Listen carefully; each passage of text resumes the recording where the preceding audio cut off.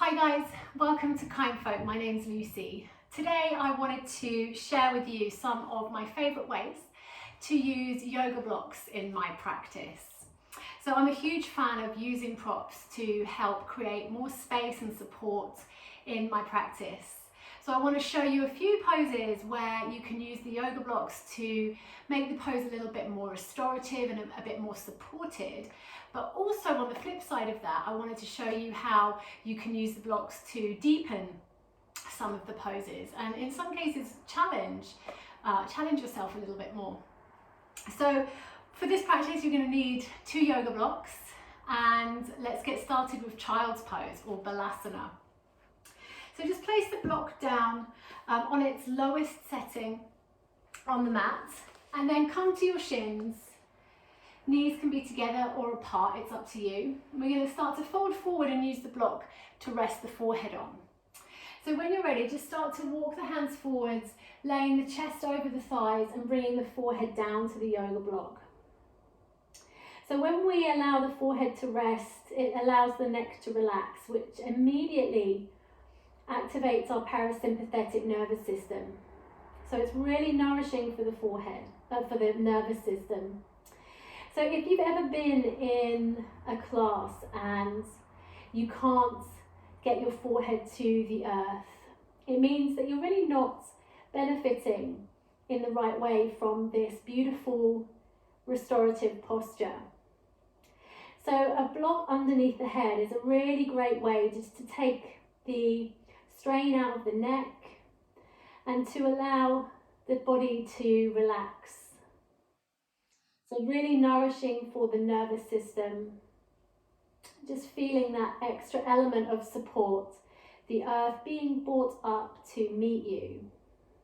So here, just allow your shoulders to relax and soften. Feel your belly rise and fall on top of your thighs as you breathe in and out. And just notice how this feels. So even if you can easily get your forehead to the earth, just notice the difference when you don't have to go down so far.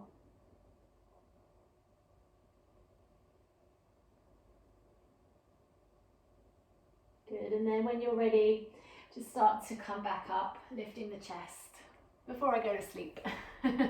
So relaxing. So staying with Child's Pose, I'm going to show you now a nice way to deepen your Child's Pose using your blocks. So take 2 blocks, and we're just going to bring the elbows onto the blocks, maybe shuffle the knees back if you need to. We're going to bring the forehead down towards the earth while we reach the hands towards the shoulder blades, pressing down into the elbows. You're going to feel a nice stretch through your triceps and shoulders. Maybe feel your chest opening, maybe a little stretch through your pecs.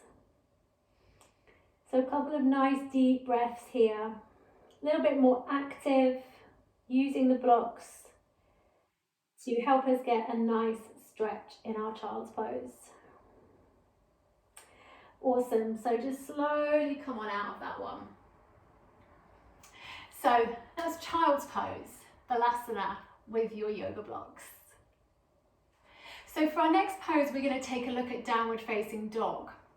So using blocks underneath the hands in downward facing dog can be really beneficial, especially if you suffer from any wrist pain in your practice. I also find that it helps me to stay a little bit more engaged through the shoulders, especially if you do have quite sort of a loose shoulder joint. It can really help you maintain the integrity in the posture. So you're going to turn the blocks so that they are lengthways. Well, I don't suppose it really matters. You could have them widthways, but I prefer them lengthways.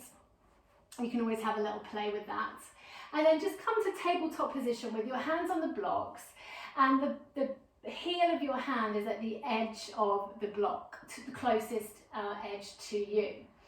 Good, now press the blocks away from you. Tuck the belly, soften the ribs in, tuck the toes under.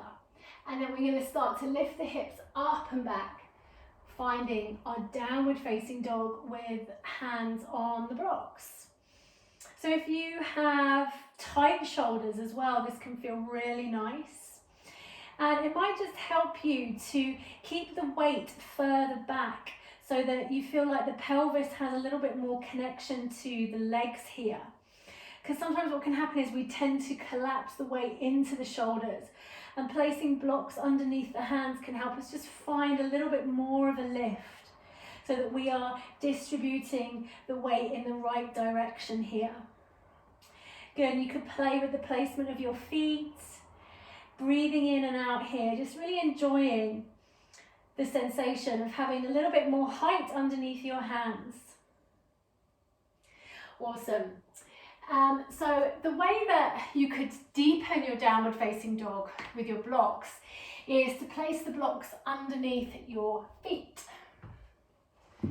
So placing 2 blocks at the back of my mat, and then I'm going to come into a slightly shorter version of downward facing dog, and then carefully placing one foot and then the other foot on top of the block. I'm going to start to explore downward facing dog with my feet lifted a little bit higher, just exploring the nuances here. So if you find the blocks are a bit slippery, you should place them up against a wall and then come into this posture. You could start to pedal out the feet here. So I keep my toes towards the front of the block, but I try and keep them nice and soft. You could play a little bit with walking the feet back even further, keeping that integrity through the shoulders, really working the arms here to drive the hips up and back, lengthening through the tailbone. Good, and then when you're ready, you can just come down to your knees. So, downward facing dog, 2 options. Have a little play with it and let me know in the comments below how you got on with that one. So the next pose that we're going to look at is Uttanasana, or forward fold. So bringing your blocks up to the top of your mat, placing them down. Let's start with them on their highest setting, shoulder distance apart, and then just come to a standing position, Tadasana, mountain pose, feet hips distance apart, anchoring down through the feet and just energizing up through the legs. Bring your hands to your hips, take a big breath in, puff out your chest slightly, and then exhale, folding from the hip crease, softening the knees. We're going to come down into a forward fold and bring the hands onto the blocks. Then we're going to relax the crown of the head down and just take a moment here, using the support of the blocks as we adjust our gaze back in between the legs, taking a couple of breaths here. You might find that you can send the weight a little further forwards into your toes. You might find that you can find a little bit more space through the backs of your legs. You might find that the highest setting is too high and that you want to adjust the setting of the blocks onto their medium setting. And after a few rounds of breath here, you might find that you want to take the blocks even lower. And then we can have a little play here, lifting up halfway, finding that length through the spine. Keep the knees soft, keep the weight forwards and roll the shoulders back. Exhale, folding into the legs, gazing backwards. Very nice. From here, bring your hands to your hips and slowly come all the way up to standing. Cool, so have a little play with that one.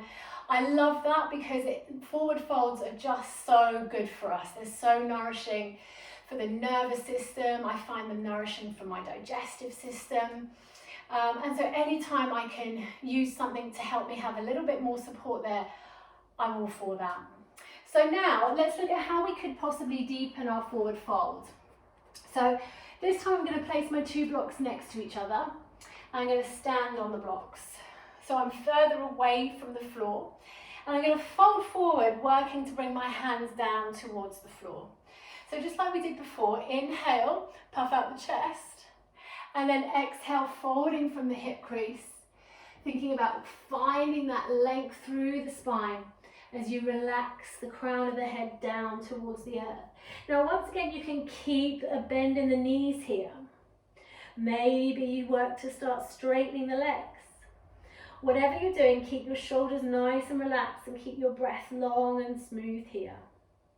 And then of course, if you have a body that has lots of length through the backs of the legs, you could stack the blocks on top of each other to get even more height. So lots of ways you can play with this.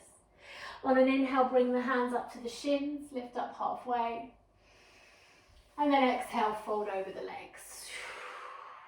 Just softening everything forward. Good, bring your hands to your hips. Slowly rise all the way up. And then exhale, release. Good work. So I hope you enjoyed having a little play with that.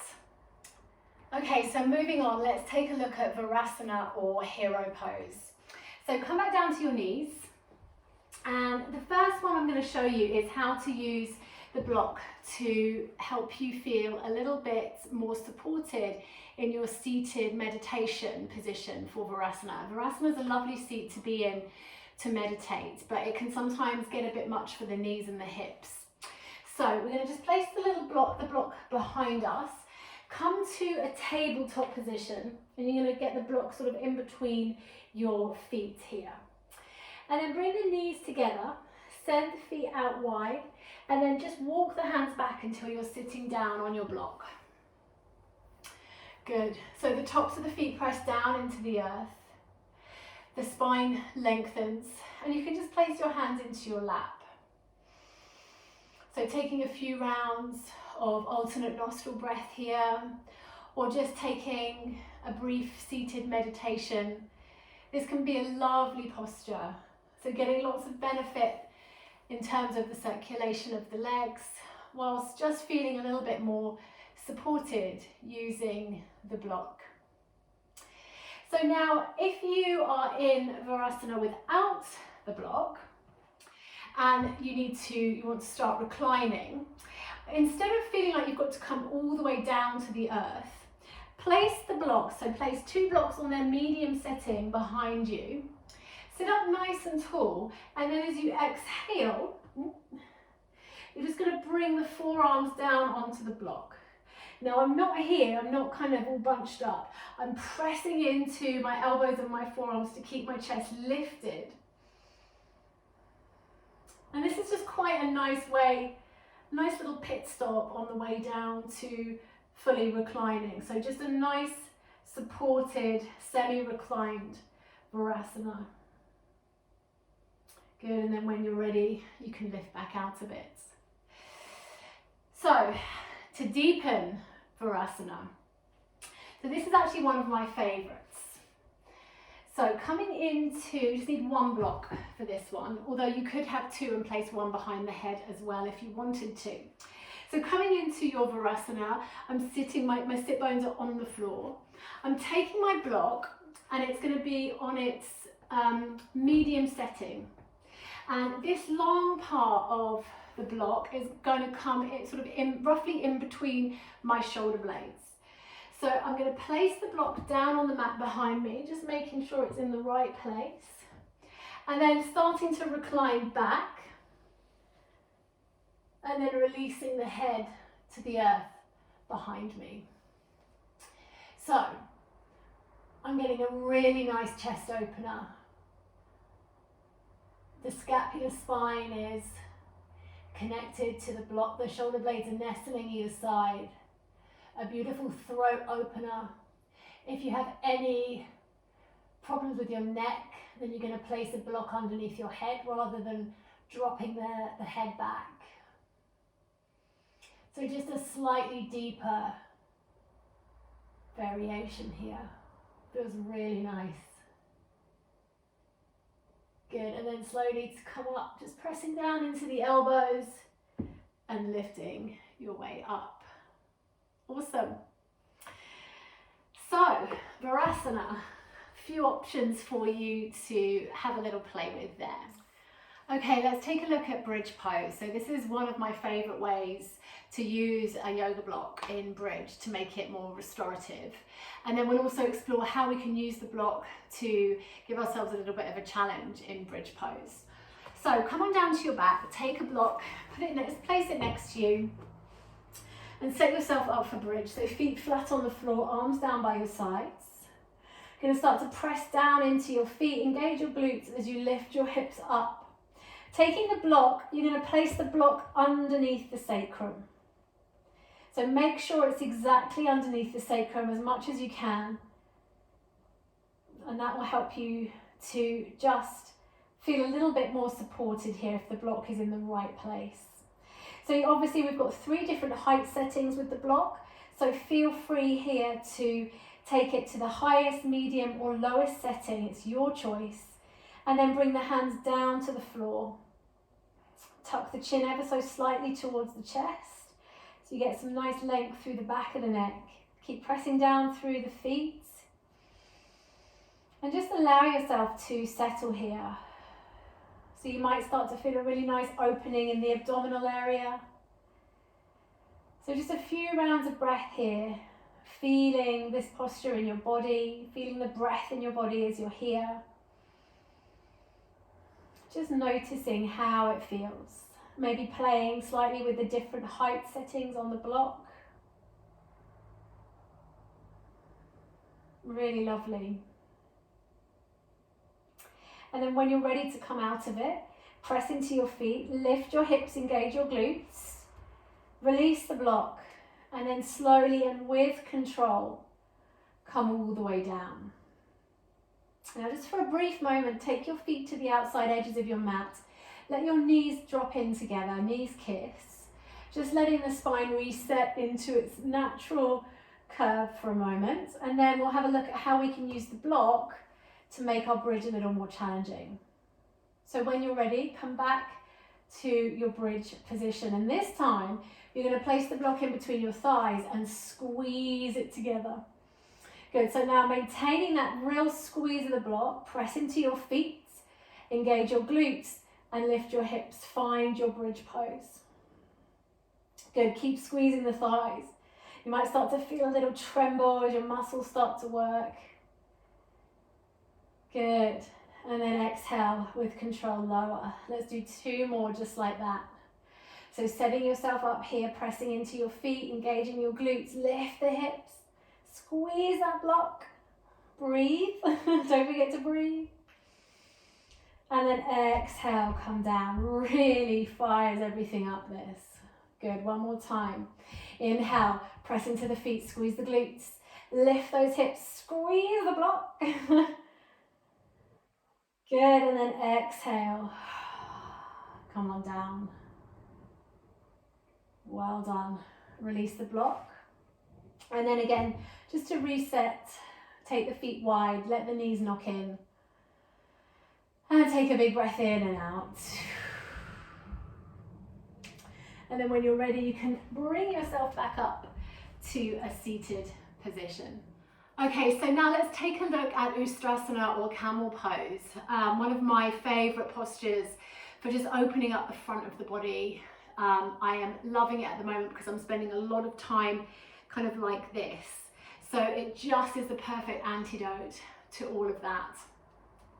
So we're going to use the blocks here under our hands to just lift the earth up so that we get the benefits of the posture, but just a little bit more support. We're not having to reach as far with the hands. So come to kneeling, knees underneath the hips. And we're going to take the blocks on their highest setting and place them next to the feet. So you might need to have a little bit of a play with placement, but around about where the heels are. Good, just bring your hands to your hips. Take a moment here, take a big breath in and grow really tall and long. So lengthen through the sides, lengthen through the spine. Good, and then just bring your hands to the sacrum. So the palms of the hands on the sacrum, fingertips pointing down towards the earth. Start to engage the glutes and start to press the hips forward as you arch back. Nice, and then you're going to release one hand to the block and then the other hand to the block. Good, keep pressing those hips forwards, just finding that placement of the block, engaging the glutes, and then dropping the head back if it feels okay in your neck. Taking a couple of breaths here.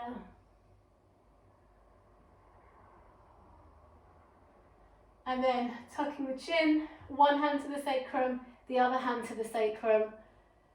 And then just release, release your bum back down to your heels. So you could play with having it on a slightly lower setting. It doesn't give you a huge amount more height. So in order to really benefit from that added height, I like to have them on the highest setting. Just make sure that you've got nice sturdy blocks like these Kindfolk cork blocks, really solid and stable. Some of the more foamy, spongy ones, I probably wouldn't recommend doing that one with. So now how can we use a block to make our camel pose a little bit more challenging? Well, similar to bridge, we're going to place the block in between the thighs. So come back up to kneeling.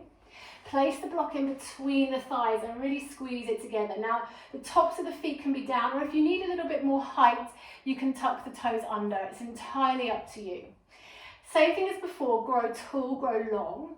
Hands to the sacrum. Keep pushing the hips forward, squeezing that block as you arch back, and then release one hand to the heel, release the other hand to the heel, push the hips forward, squeeze the block, maybe drop the head back. Good, working those inner thighs here. Beautiful. Tuck the chin, bring one hand to the sacrum, bring the other hand to the sacrum, and then you can release your block and sit your bum down. Well done. So we're going to come into a supine twist now. So perfect timing after the back bending. So let's just sit on our heels just for one more round of breath, just to let the spine settle. So breathing in and breathing out. Lovely work. And then coming down to your back. All right, so how can we make our supine twist a little bit more supported? So I'm taking two blocks, placing them to one side of my mat, and then I'm going to hug my right knee into my chest.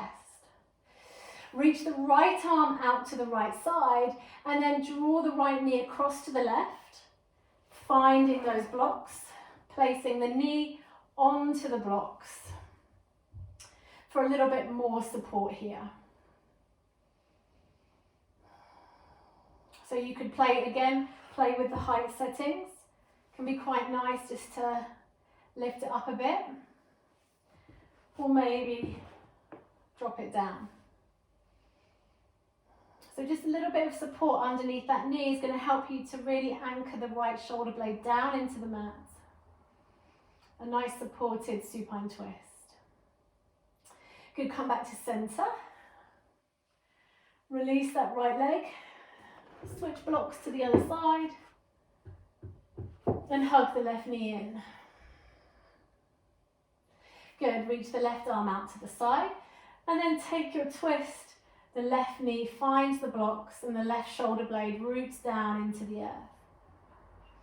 Couple of deep breaths here, breathing into the torso nice and evenly. You can look up, you can look left, you could even look right, whatever feels good. And then slowly coming back to center. Hug both knees in. So when you're ready, just bring yourself up to a seated position on your mat. Okay, so I guess the most common way for me to use my yoga block is as a little seat. When I am teaching a yoga class, when I'm taking my breathwork practice, my pranayama practice, or when I'm meditating. I like to sit on a yoga block because it stops me from swaying into my hips. It lengthens out my lower back. And it just gives me a more elevated position where my chest feels more open, my spine feels longer. So I hope you enjoyed this little exploration of ways to use yoga blocks. If you've got any fun ones that you like to do that I haven't covered today, then leave them in the comments below. Let's talk about how we use our yoga blocks. And I look forward to sharing some more yoga with you all really soon. Thanks for watching.